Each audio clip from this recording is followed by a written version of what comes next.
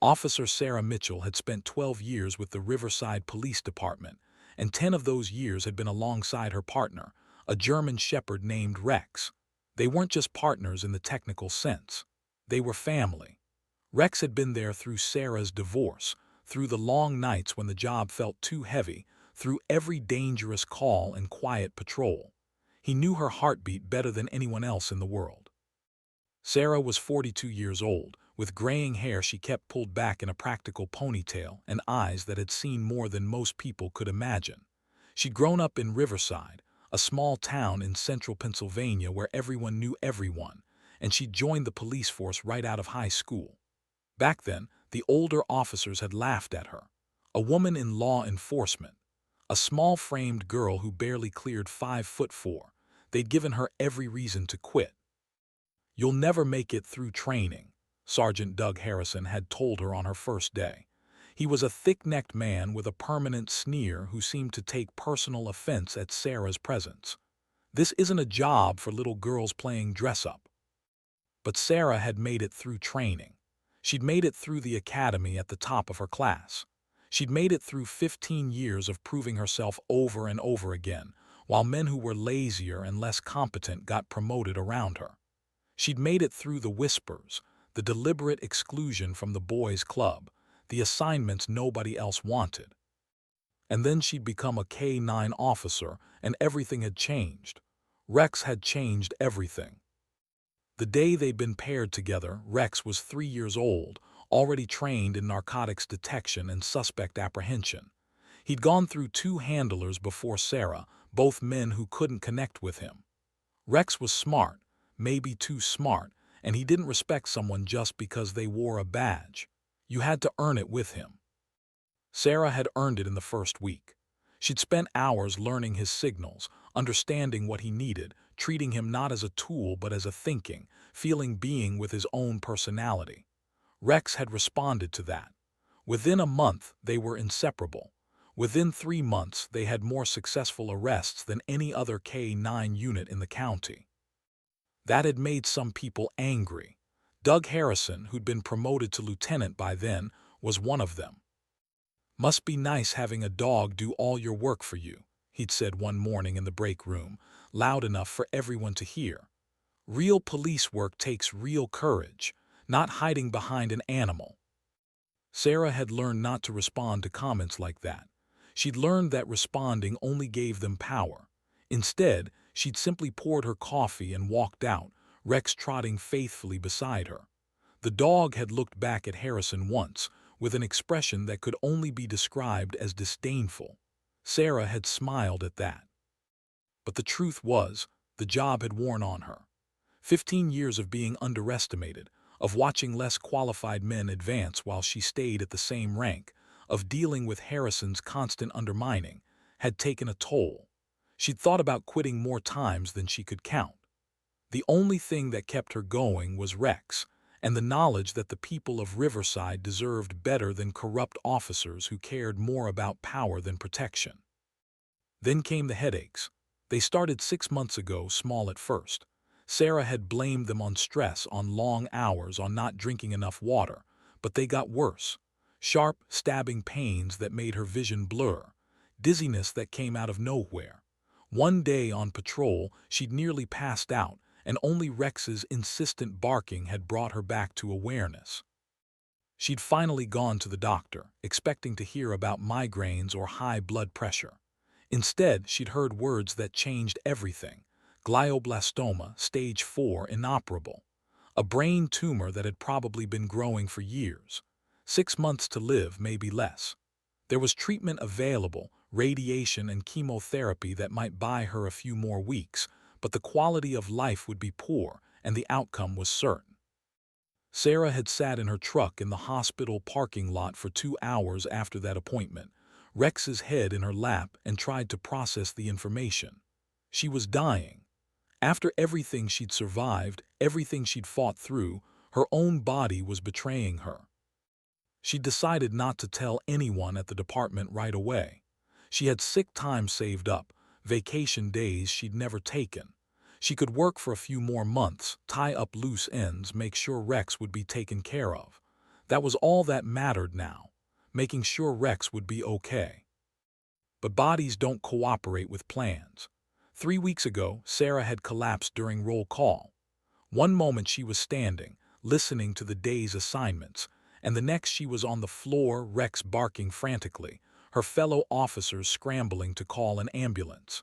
She'd regained consciousness in the emergency room, and this time there was no hiding the truth. The tumor had grown. It was pressing against parts of her brain that controlled motor function, speech, memory. The doctors said she had weeks now, not months. They recommended hospice care. They recommended saying goodbye to the people she loved.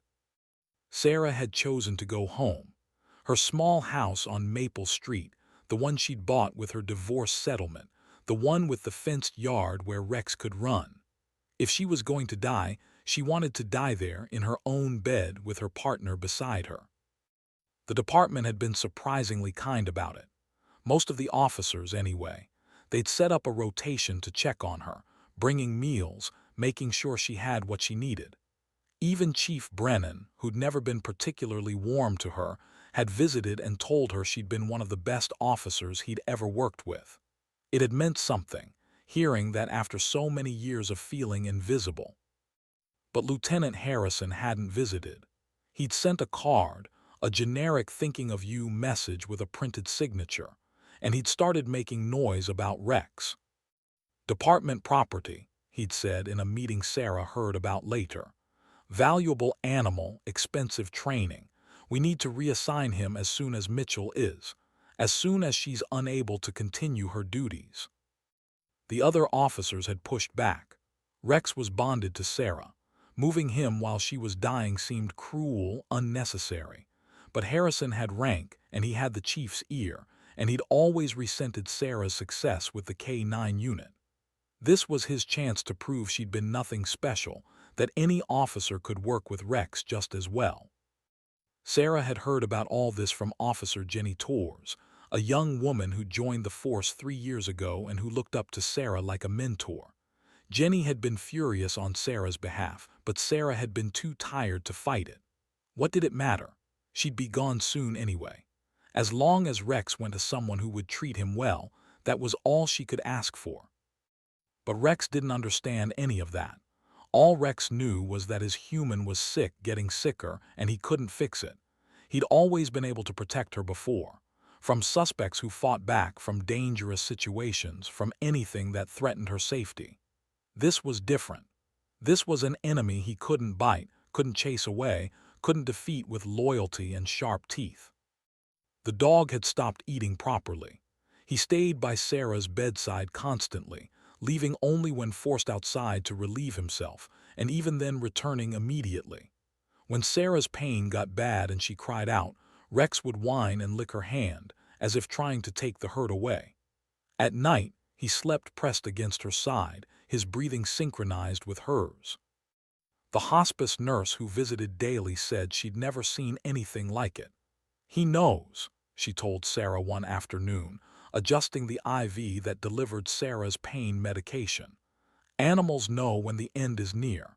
He's saying goodbye in the only way he can." Sarah had started losing time. The medication made everything fuzzy, and the tumor was affecting her memory. Sometimes she'd wake up not knowing what day it was, or she'd forget conversations she'd had an hour before. But she always knew Rex. Even when she couldn't remember her own sister's name, she knew the weight of Rex's head on her lap, the sound of his breathing, the warmth of his presence. 3 days ago, Chief Brennan had visited with news Sarah had been dreading. Lieutenant Harrison had pushed through the paperwork. Rex was being reassigned. Effective immediately, he would go to Officer Marcus Webb, a young guy with 2 years on the force who'd requested K-9 training.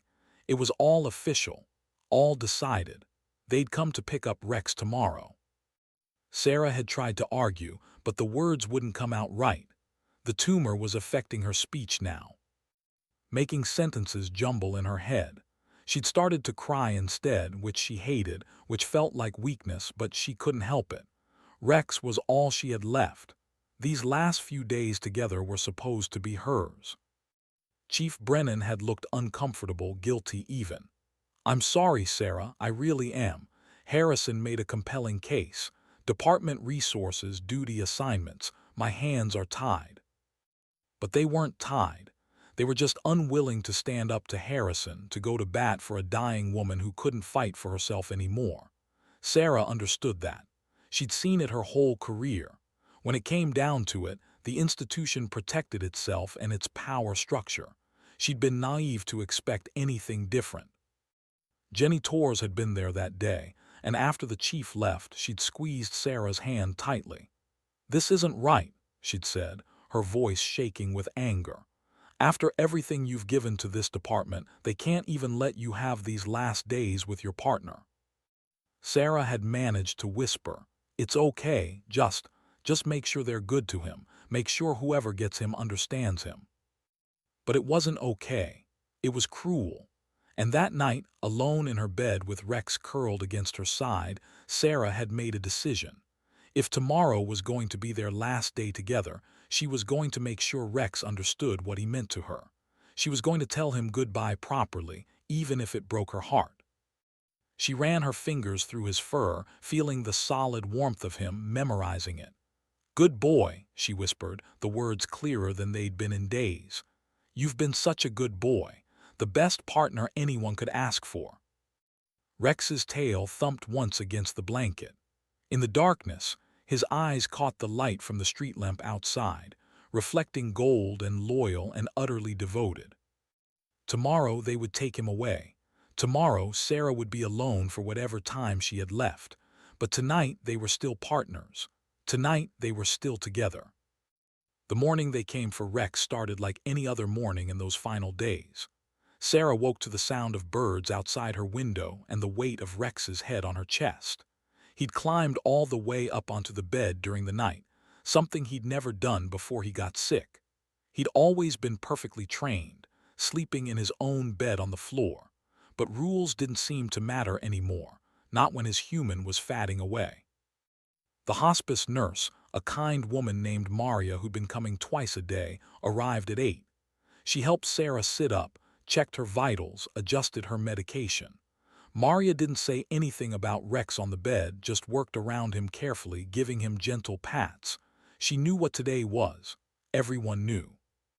"How are you feeling?" Maria asked, though Sarah could see in her eyes that she already knew the answer. The decline had been rapid this past week. Sarah's skin had taken on a grayish tone, her breathing had become labored, and there were times now when she drifted away mid-sentence, lost in a fog the medication and the tumor created together.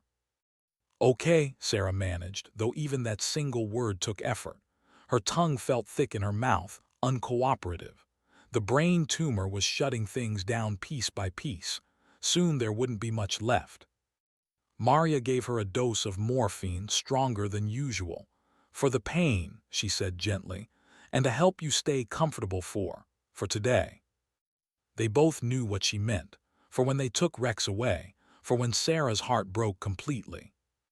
Jenny Torres arrived at 9, her eyes already red from crying. She'd brought Sarah's favorite tea, even though Sarah could barely swallow liquids anymore. It was the gesture that mattered. Jenny sat on the edge of the bed and took Sarah's hand, careful not to disturb the IV line. "I tried," Jenny said, her voice cracking. "I went to the chief again this morning. I told him this was inhumane, that there was no reason they couldn't wait a few more days. But Harrison was already there. He said department policy was clear. He said the longer we waited, the harder the transition would be for Rex." Sarah wanted to laugh at that, as if Harrison cared about what was hard for Rex. This was about power, about putting Sarah in her place one final time. Even dying, she wasn't allowed dignity. Even at the end, Harrison had to make sure she knew she didn't matter. But Sarah couldn't say any of that. The words were locked somewhere in her head, tangled up with all the other things she wanted to say and couldn't. Instead, she just squeezed Jenny's hand and looked at Rex, who'd raised his head and was watching them both with those intelligent brown eyes. "He knows," Jenny whispered. "Look at him, he knows something bad is happening." Rex did know. He'd been agitated all morning, packing between the bed and the door, whining softly, his ears back. Dogs could sense things humans couldn't. They could smell the chemical changes in the body, the shift that happened when someone was close to death. And Rex was especially perceptive. He'd always been able to read Sarah's moods, her intentions, before she even fully formed them herself. At 10 o'clock, they heard the vehicle pull up outside. Not a patrol car, but Lieutenant Harrison's personal truck. Sarah felt her heart rate spike, and immediately Rex was there, pressed against her side, a low growl rumbling in his chest. He'd never liked Harrison. From the first time they'd met, Rex had shown his teeth, and Sarah had always wondered if the dog could smell the meanness on the man, the cruelty that lived just under the surface. Jenny stood up, her jaw set. "I'll handle this, you don't have to see him." But Sarah shook her head. She wanted to see Rex until the last possible moment. She needed to watch him leave, to know where he was going, even if it killed her, especially because it was killing her. The knock on the door was sharp, impatient. Jenny went to answer it, and Sarah heard Harrison's voice in the front hallway, loud and officious. "Department business.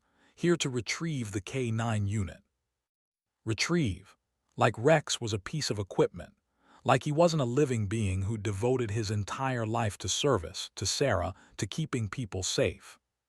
Harrison walked into the bedroom like he owned it, Marcus Webb trailing behind him, looking uncomfortable. Webb was young, maybe 25, with an earnest face and uncertain eyes.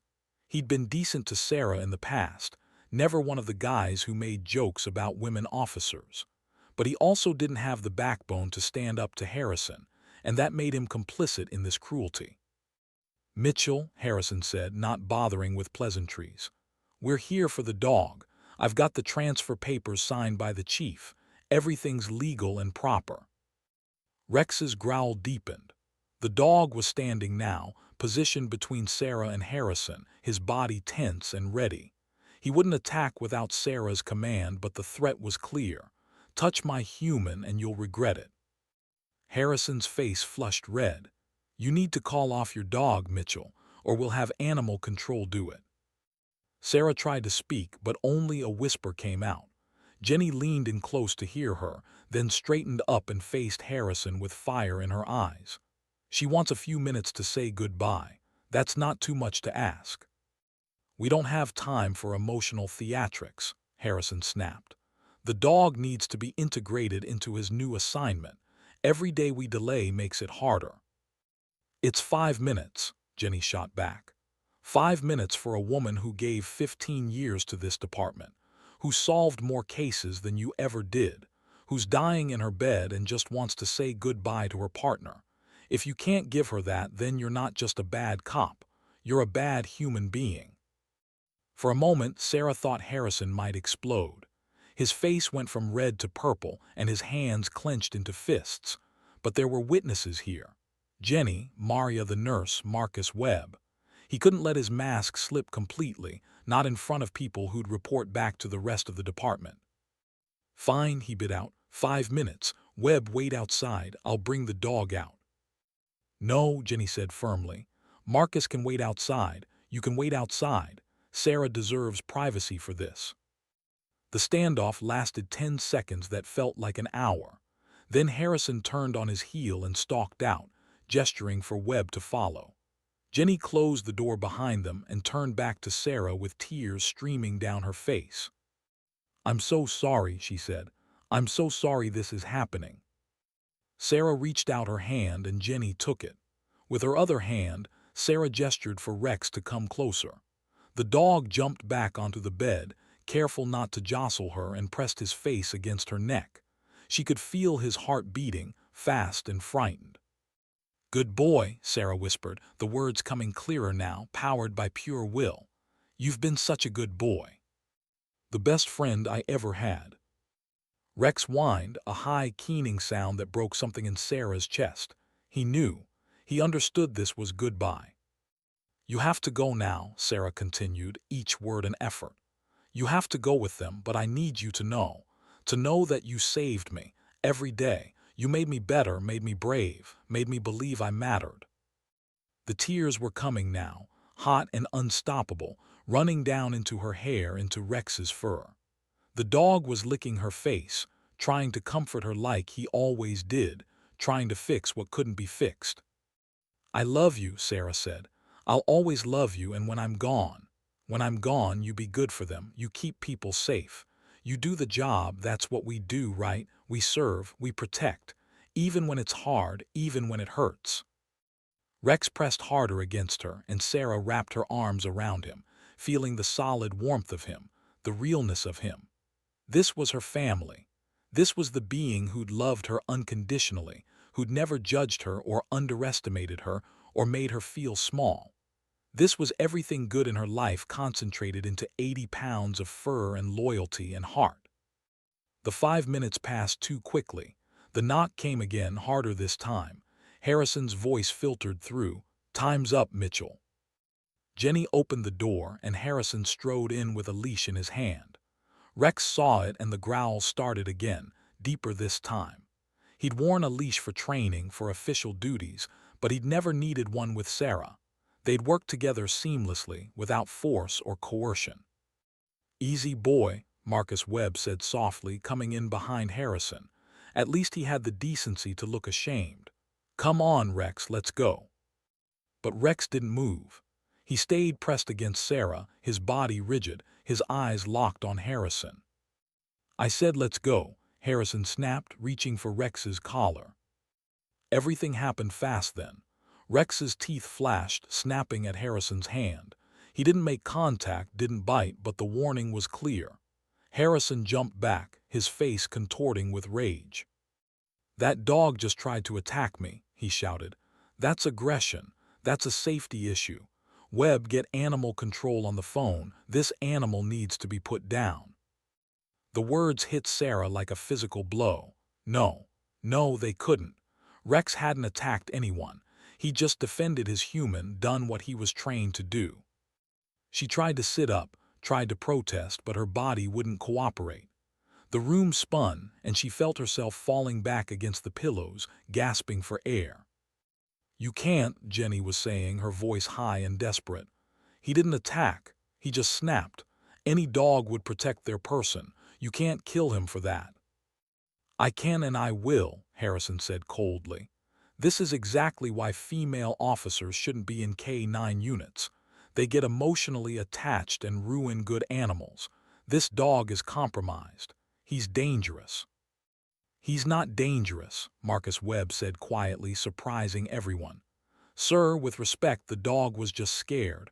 Officer Mitchell is dying. The dog knows it. He's protective. That's what we train them to be." Harrison rounded on him. "Are you questioning my judgment, Officer Webb?" Webb swallowed hard but held his ground. "I'm saying maybe we should give this another day. Let the situation calm down, then do the transfer properly." Sarah wanted to thank him, to tell him he was a good man for trying. But darkness was creeping in at the edges of her vision, and she could feel her body shutting down. The stress, the pain, the medication, the tumor, all of it converging. The last thing she heard before she lost consciousness was Rex's anguished howl and Harrison's cold voice saying, "Get that animal out of here. Now." Sarah woke up in the hospital. For a confused moment, she thought maybe she'd dreamed everything. Maybe the diagnosis was wrong, maybe she'd just been sick with something treatable, maybe Rex was still at home waiting for her. But then she focused on the ceiling tiles, the beeping monitors, the IV pole beside her bed, and she knew. This was real, all of it. "Sarah," Jenny's voice hoarse and exhausted. "Oh, thank God, you've been out for 6 hours." 6 hours. Sarah tried to speak, but her throat was too dry. Jenny held a cup of water with a straw to her lips, and she managed a small sip. "Rex," Sarah whispered. "Where's Rex?" Jenny's face crumpled, and Sarah knew the answer before she heard it. "They took him. Harrison took him right after you collapsed. They called an ambulance for you, and while we were getting you loaded up, Harrison put Rex in his truck and drove away." The pain that shot through Sarah had nothing to do with the tumor. Did Harrison? "No," Jenny said quickly. No, he didn't put him down. I made some calls. Rex is at the department kennel, but Harrison's talking to the chief about having him evaluated by an animal behaviorist. He's claiming Rex is aggressive, unstable. He's building a case to have him euthanized. Sarah closed her eyes. This was worse than dying. This was knowing that after she was gone, Harrison would kill her partner out of pure spite.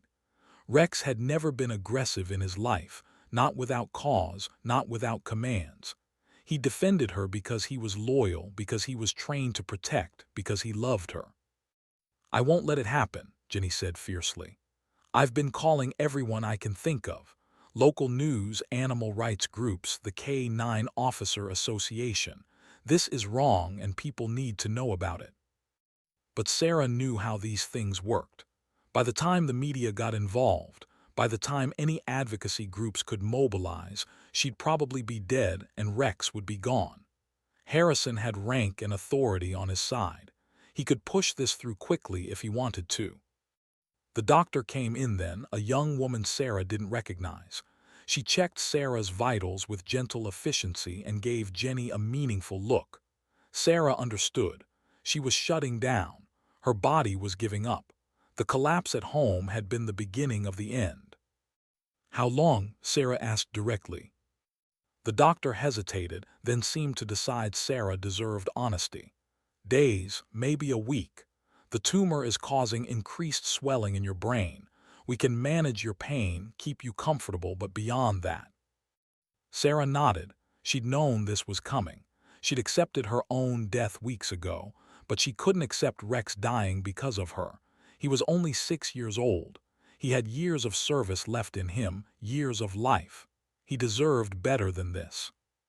I need to see him, Sarah said. One more time, please. The doctor looked skeptical. Ms. Mitchell, you're in no condition to. I don't care, Sarah interrupted, finding strength she didn't know she still had. I'm dying anyway. What's the worst that happens? I die a few days sooner. I need to see my dog. I need to say goodbye properly. Jenny grabbed Sarah's hand. I'll make it happen, somehow, I promise. Over the next 2 days, Jenny Torres became a woman on a mission. She started with the local newspaper, telling Sarah's story to a reporter who'd covered the police beat for 20 years. The reporter, a grizzled man named Bill Crawford, remembered Sarah from her early days on the force. He remembered the way the old guard had treated her, the obstacles she'd overcome. He was interested. Then Jenny contacted the Riverside Community Facebook page and posted about what was happening. Within hours, the post had been shared hundreds of times. People remembered Officer Mitchell and her K9 partner. They remembered seeing them at school presentations, at community events, doing demonstrations for the kids. Rex was practically a town mascot. A local news station picked up the story. They couldn't get into the hospital to interview Sarah, but they interviewed Jenny. They interviewed Maria, the hospice nurse. They even found Sarah's ex-husband, who spoke surprisingly kindly about her dedication to her job and her bond with Rex. Public pressure started building. The police department's phone lines lit up with calls demanding Rex be allowed to visit Sarah. The mayor's office got involved. Even the governor's office received emails. But Harrison held firm. He issued a statement through the department's public relations officer. While we sympathize with Officer Mitchell's situation, department policy regarding K9 units must be followed. The animal in question displayed aggressive behavior and is currently under evaluation. Emotional appeals cannot override safety protocols and professional standards. Sarah watched the news coverage from her hospital bed, her body growing weaker by the hour but her mind still clear enough to understand what was happening. The town was fighting for her. People she'd protected for 15 years were standing up, demanding she be treated with dignity.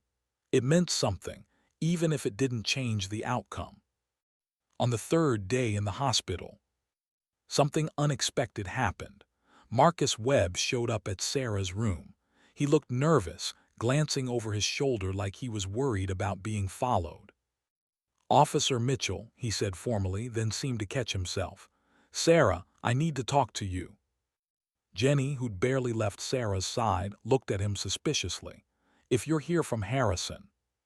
"I'm not," Webb said quickly. "I'm here on my own, and I need you to know something. Rex isn't aggressive. I've been working with him at the kennel, and he's one of the best trained dogs I've ever seen. Smart, obedient, completely controlled." Sarah tried to sit up, and Webb moved to help her, adjusting her pillows. Up close, she could see he'd been crying recently. His eyes were red-rimmed and swollen. "Harrison's lying," Webb continued. "He's been lying from the start. Rex didn't try to attack him. The dog just warned him off because you were in distress. Any K-9 officer would tell you that's normal protective behavior, but Harrison wants Rex put down because he's always hated that you were better at this job than him." "We know," Jenny said, "but knowing it and proving it are different things." Webb reached into his jacket and pulled out his phone. "What if I have proof?" He turned the screen toward them. It showed a video, slightly grainy but clear enough. The timestamp said it was from 2 days ago. The location was the department kennel, and the video showed Lieutenant Harrison, alone with Rex, deliberately provoking the dog, kicking at his food bowl, yanking his chain, shouting in his face. And Rex, despite all that provocation, just backing away, ears down, not showing teeth, not snapping, just trying to get away from the abuse. "I set up a camera," Webb said quietly. "I had a feeling Harrison might try something.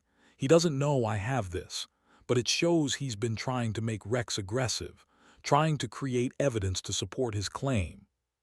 Sarah felt tears running down her face. Rex, her sweet, loyal partner, being tormented by that monster, and still not fighting back, still being good, still following his training. "Why are you showing us this?" Jenny asked, though Sarah could see the hope blazing in her eyes. Webb's jaw tightened. "Because I joined this force to help people, to do good. And what's happening here isn't good, it's cruel, it's wrong, and I won't be part of it." He looked directly at Sarah. "You were a hero in this town long before I got here. The stories about you, about the cases you solved, the people you helped. You deserved better than this, and so does Rex." "What do you want us to do with this video?" Jenny asked. "Give it to the media. Give it to anyone who will listen. Expose what Harrison's doing. I don't care if I lose my job. Some things matter more." Sarah reached out and took Webb's hand. She couldn't speak, couldn't find words big enough for what she was feeling, but he seemed to understand. He squeezed her hand gently and nodded. "There's something else," he said. "I talked to the animal behaviorist Harrison brought in. She evaluated Rex and found him completely sound. No aggression issues, no behavioral problems. She wrote a report recommending he stay in active service, but Harrison buried it. He told the chief the evaluation showed problems when it didn't." Jenny was already on her phone. "I'm calling Bill Crawford at the newspaper and the TV station. This is huge." By evening, the story had exploded. The video of Harrison abusing Rex went viral. The news stations ran segments showing Harrison's cruelty contrasted with footage of Sarah and Rex at community events. The dog gentle and patient with children, perfectly controlled. The police chief called an emergency press conference. He announced that Lieutenant Harrison had been placed on administrative leave pending an investigation. He announced that Rex would be immediately removed from Harrison's authority. And he announced that, in recognition of Officer Sarah Mitchell's exemplary service, an exception would be made to department policy. Rex would be brought to see Sarah in the hospital, tomorrow, for as long as she wanted. Sarah watched the press conference on the small TV in her room, Jenny holding her hand, Marcus Webb standing awkwardly by the door like a guardian angel who wasn't quite sure he was welcome. And for the first time since her diagnosis, Sarah felt something like peace. She was dying. That hadn't changed, but she'd get to say goodbye to Rex properly. She'd get to tell him she loved him one more time, and the whole town would know what kind of man Harrison really was. It wasn't justice, not really. Harrison would probably fight the investigation, probably keep his job eventually. But it was something. It was vindication. It was proof that Sarah had mattered, that her partnership with Rex had mattered, that 15 years of service meant something to someone. "Thank you," Sarah whispered to Webb. "You're a good man, a good officer." Webb's eyes filled with tears. "I should have stood up sooner. I should have fought for you from the start." "You fought when it counted," Sarah said. "That's what matters." That night Sarah slept better than she had in weeks. In her dreams, she was running through a field with Rex, both of them young and healthy, the sun warm on her face, her partner's joyful bark echoing in the air. In her dreams, there was no tumor, no Harrison, no death waiting around the corner. Just her and Rex, partners forever, exactly as it should be. They brought Rex to the hospital at 10 in the morning. The staff had prepared carefully, moving Sarah to a private room on the first floor with direct access to a small garden courtyard. They'd bent every rule in the book to make this happen, but Sarah's story had touched people.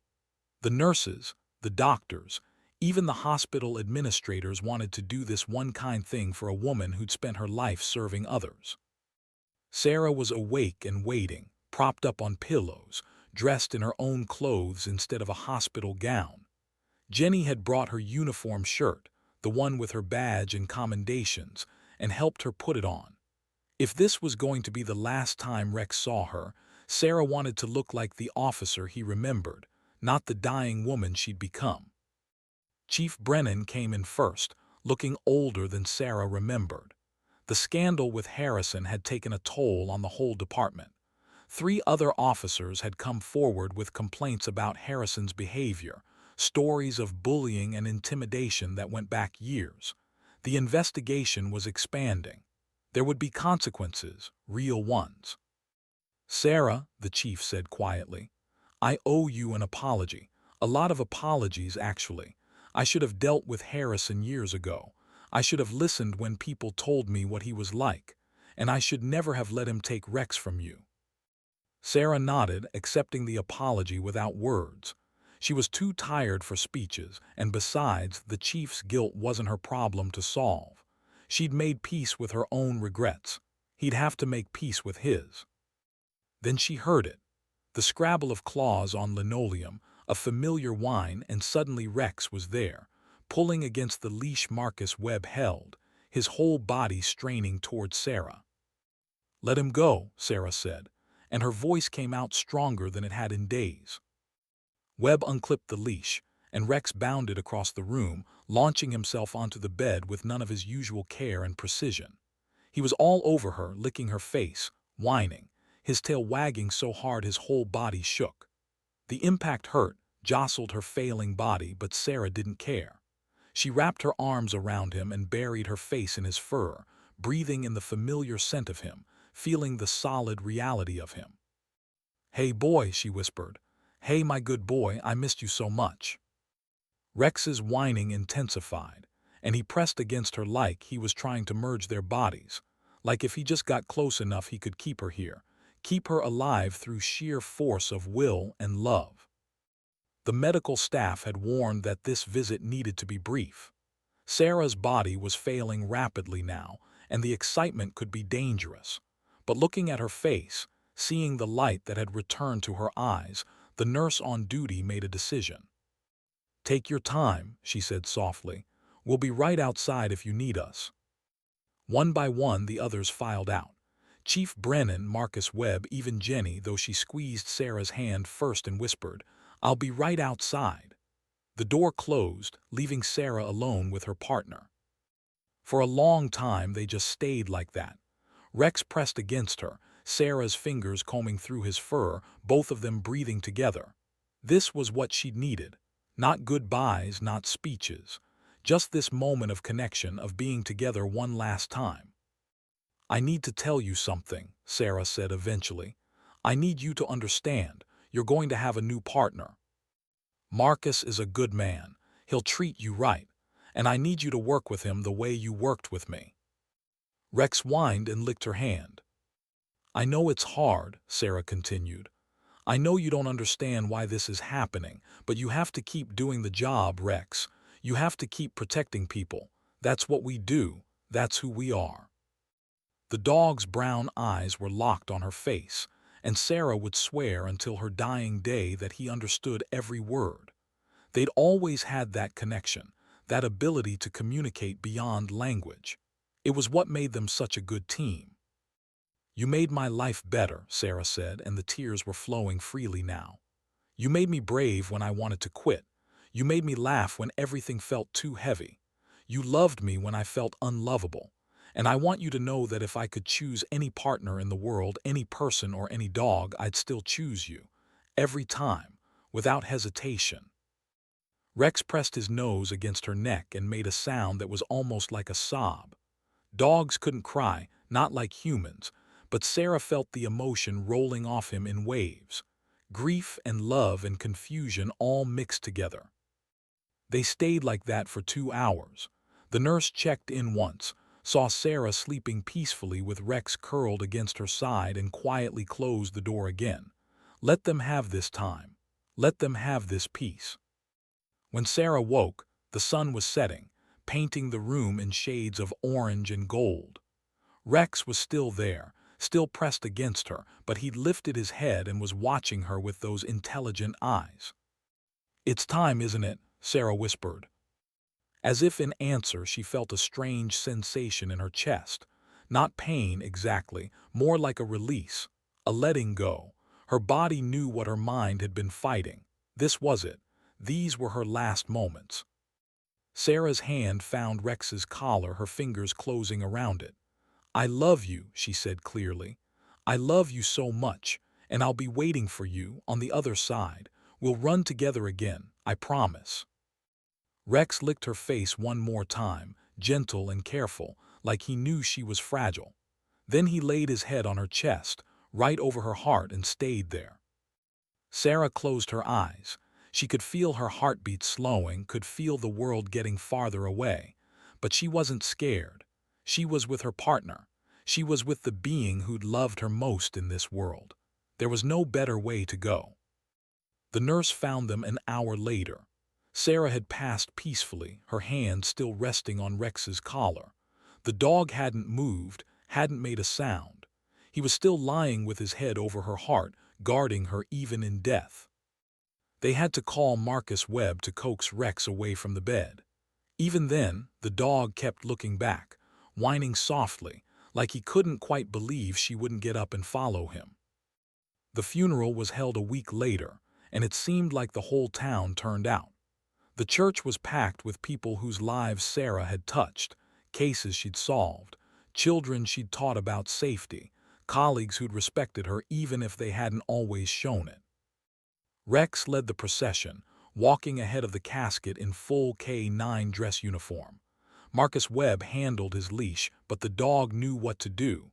He'd done this before at funerals for other fallen officers, but this time was different. This time it was his human in that casket. At the graveside, Chief Brennan gave a speech about Sarah's service, her dedication, her courage in the face of discrimination and illness. Jenny Torres spoke about Sarah's kindness, her strength, her refusal to let anyone make her feel small. Even Marcus Webb said a few words, talking about the lessons he'd learned from watching Sarah and Rex work together. But the moment that broke everyone was when they brought Rex forward for the final K-9 salute. In this ceremony, the dog's handler would give the command, "Watch," and the dog would sit at attention facing the casket.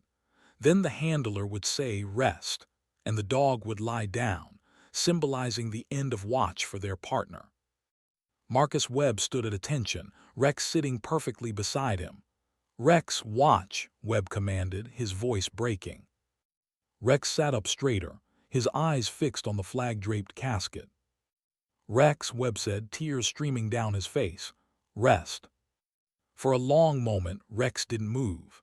He just sat there, staring at the casket, as if he couldn't quite bring himself to accept the command, to acknowledge that Sarah was really gone. The crowd held its breath. Then slowly, Rex lowered himself to the ground. But he didn't lie down in the normal position. Instead, he crawled forward on his belly until he was right next to the casket.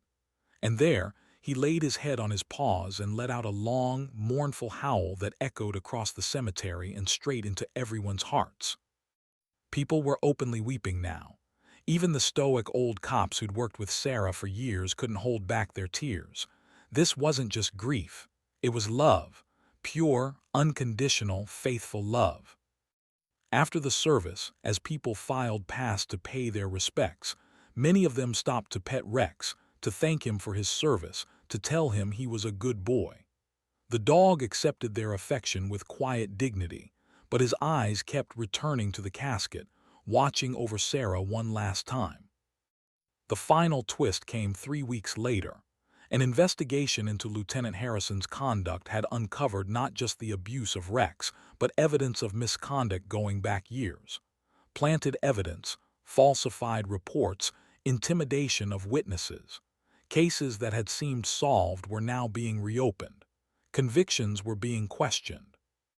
And in the middle of all this, investigators found something else. Harrison had been the one blocking Sarah's promotions for years. He'd written negative evaluations that contradicted everyone else's assessments. He'd lobbied against her behind closed doors. He'd systematically sabotaged her career because he couldn't stand the idea of a woman being better at the job than him. The revelations made national news. Small-town cops' dying wish exposes police corruption ran the headlines. Sarah's story became a rallying cry for reform in police departments across the country. Her name became synonymous with dignity, perseverance, and the quiet courage it took to do the right thing even when the system was stacked against you. Harrison was fired and faced criminal charges for falsifying police reports. Several of his allies in the department were forced to resign, and Chief Brennan, to his credit, implemented sweeping reforms to prevent this kind of abuse from happening again. But perhaps the most important change was personal. Marcus Webb, who'd been training to be Rex's new handler, made a request to the chief. He wanted to start a program called Sarah's Watch that would bring K-9 units to schools and community events, teaching children about service, loyalty, and standing up for what's right. The chief approved it immediately, and Rex became the program's first ambassador, visiting schools across the county with Marcus at his side. Children loved him, parents respected him, and everyone who met him heard the story of his partnership with Officer Sarah Mitchell. Rex lived for 8 more years, working until he was 14 years old. He was there when Marcus got married. He was there when Sarah's Watch expanded to 10 other states. He was there when a scholarship fund in Sarah's name sent its first student to college. And then on a quiet spring morning, Rex didn't wake up. He'd gone to sleep in his bed at Marcus's house and simply didn't wake up. The vet said it was his heart, that he'd just worn out. He'd lived a long, full life for a working dog. They buried Rex next to Sarah in the Riverside Cemetery. His headstone read, Rex, K-9 officer, faithful partner, good boy, and beneath that, gone to join his human. Watch ended. At the funeral, Marcus Webb spoke about the 8 years he'd worked with Rex, about what the dog had taught him about loyalty and love. Sarah and Rex showed us what partnership really means, he said. Not just working together, but becoming something greater than yourselves. They made each other better. They made all of us better. Jenny Torres, now a sergeant herself, planted a tree between the 2 graves. An oak tree, strong and enduring, its roots intertwining beneath the ground just like Sarah and Rex's spirits were intertwined somewhere beyond this world. And sometimes, on quiet mornings when the mist rises over the cemetery, people swear they see 2 figures running together in the distance. A woman with a gray ponytail and a German shepherd at her side, both young and healthy again, both free from pain and earthly troubles. Just partners together forever, exactly as it should be. The people of Riverside never forgot Officer Sarah Mitchell and her K-9 partner Rex.